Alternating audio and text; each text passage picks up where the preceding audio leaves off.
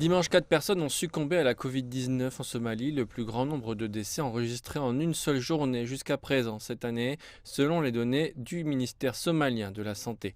Les autorités ont averti que les infections à la Covid-19 augmentaient à nouveau, ce qui indique qu'une possible deuxième vague pourrait être plus meurtrière que la première signalée dans le pays l'an dernier.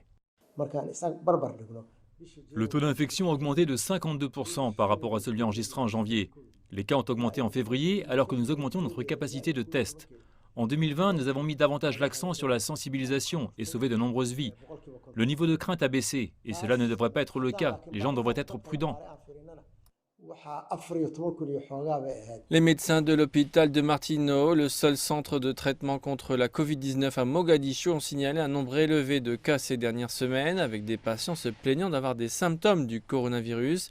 Les autorités luttent pour se réapprovisionner en fournitures critiques avec des bouteilles d'oxygène supplémentaires qui sont apportées à l'unité de soins pour faire face au nombre croissant de cas positifs. Nous avons tiré des leçons cruciales de l'année dernière alors que la pandémie a frappé la plupart des pays du monde. Les médecins des hôpitaux du pays doivent se mobiliser pour fournir un traitement et sensibiliser contre la maladie. Ensemble, nous pouvons mettre fin à cette maladie en tant que citoyens et gouvernement. La semaine dernière, l'Union européenne a fait un don de 5 millions d'euros pour stimuler les efforts du gouvernement et freiner la propagation du virus. En outre, plus d'1 million de doses de vaccins devraient arriver dans le pays en février. Le gouvernement fédéral veut inoculer 3 millions de personnes dans sa phase initiale de vaccination de masse. Nous prévoyons des doses de vaccins dans le cadre des 120 pays qui recevront des vaccins gratuits de l'Organisation mondiale de la santé. Nous n'accepterons aucun vaccin qui n'a pas reçu de certification de la part de l'OMS.